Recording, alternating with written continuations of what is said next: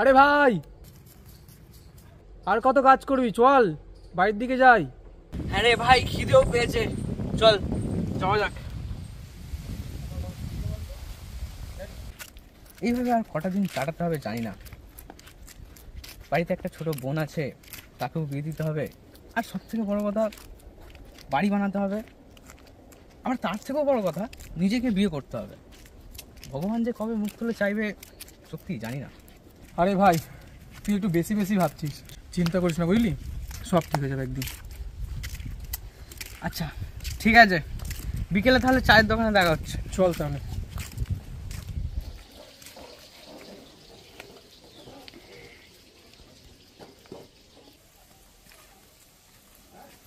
কি রে, তোর তো কোনো পাত্তাই নেই রে।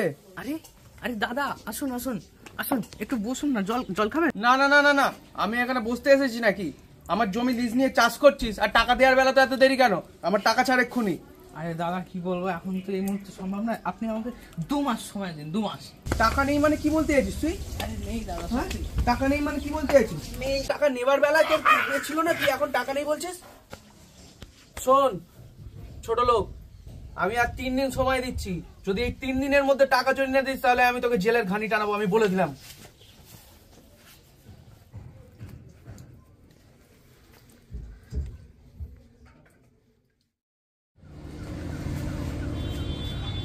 ধর ভাই।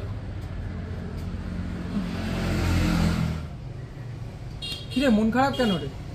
জমির মালিক এসেছিল, হুমকি দিয়ে গেছে যে 3 দিনের মধ্যে টাকা না দিতে পারলে নাকি পুলিশ আনবে। বোনের বিয়ের জন্য যে 2 লক্ষ টাকা যে জমিয়েছিলাম সেটাও যদি এখন দিয়ে দিতে হয় তাহলে বোনকে মুখ দেখাবো কি করে বলতো? আরে আমার কাছে যদি অত টাকা থাকতো তাহলে আমি নিশ্চয়ই তোকে দিয়ে দিতাম। তুই আমার সত্যিকারের বন্ধু রে, তুই ছাড়া আমাকে কেউ বোঝে না।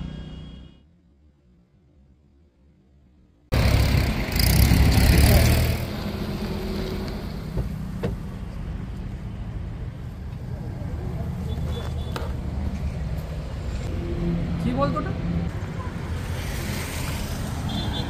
আগে তুই নাকি দেখিনি।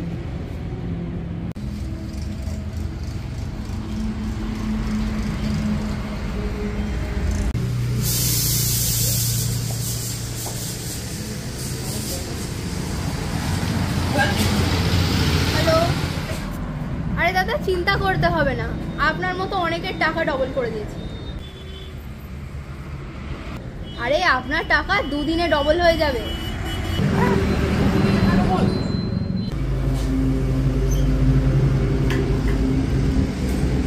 এই তুই দাঁড়া, আমি ম্যাডামের সঙ্গে কথা বলে আসি। আরে চিটিংবাজি কারবার আছে, দুদিনে টাকা ডবল হয় নাকি আবার? তুই জানিসই না। ম্যাডাম ম্যাডাম 2 মিনিট কথা বলা যাবে? হ্যাঁ বলুন। আমি চায়ের দোকানে আপনার সব কথা শুনেছি, আমার কাছেও কিছু টাকা আছে, সেগুলো কি ডবল করা যেতে পারে? এর জন্য কমপক্ষে 2.5 লক্ষ টাকা কিন্তু দরকার, আপনি পারবেন? ঠিক আছে, হয়ে যাবে।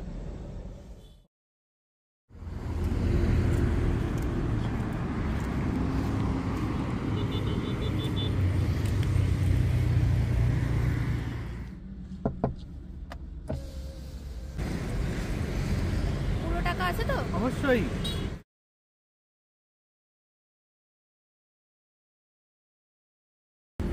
আচ্ছা, এই স্কিম যত ভালো তত কিন্তু রিস্কও আছে। হ্যাঁ হ্যাঁ, তাতে কোনো অসুবিধা নেই।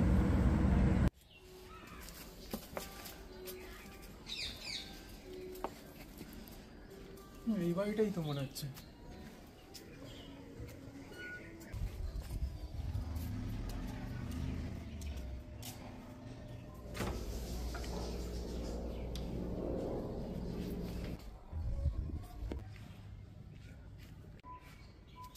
আরে এটা তো সাগর। আরে বন্ধু, তোর সাথে কতদিন পর দেখা। কি করে এরকম নোংরা জামা প্যান্ট পরে আমাকে এরকম জড়িয়ে ধরে? হ্যাঁ, কি বলছিস তুই? আর ঠিকই বলছি, তোর কথা শুনিনি বলেই আজ আমি এত বড় লোক হতে পেরেছি। এই বাড়িটাও দেখছিস, এটাও কিনেছি। বাহ, টাকা আসতে তুই বন্ধুকে ভুলে গেলি। আমি কি তোর কোনোদিন খারাপ চেয়েছি? থাক থাক, ওসব কথা শুনতে চাই না। নেক্সট টাইম থেকে এসব নোংরা জামা কাপড় পরে আমার বাড়িতে আসবি না। বাহ,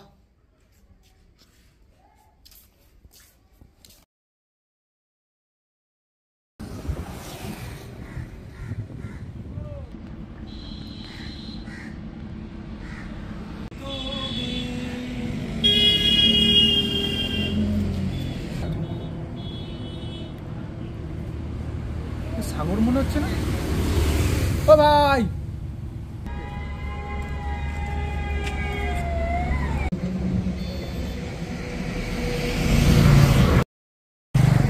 অবস্থা তো দেখে মনে হচ্ছে তোর অবস্থা ভালো নয়। বেশি লোক করতে গিয়ে সব টাকা চিটিংবাজি হয়ে গেছে আমার সাথে। তুই ঠিকই বলেছিলি ভাই, বেশি লোক করা ভালো নয়, আমার সব টাকা লোকসান হয়ে গেছে। তোকে বলেছিলাম না ওই পথে যাস না, ওসব ভুলে যা, যা হয়েছে। চল আবার দুজনে যেমন কাজ করতাম, চল ওরকম করি। কথায় আছে লোভে পাপ আর পাপে মৃত্যু। আপনারা এই ভিডিওতে দেখতেই পেলেন অতি লোভের কারণে কি হতে পারে। এখনকার সময়ে প্রত্যেকটি পদক্ষেপ ভেবেচিন্তে নেবেন, কারণ আপনার একটি ভুল সিদ্ধান্ত আপনার জীবন নরকে পরিণত করে দিতে পারে।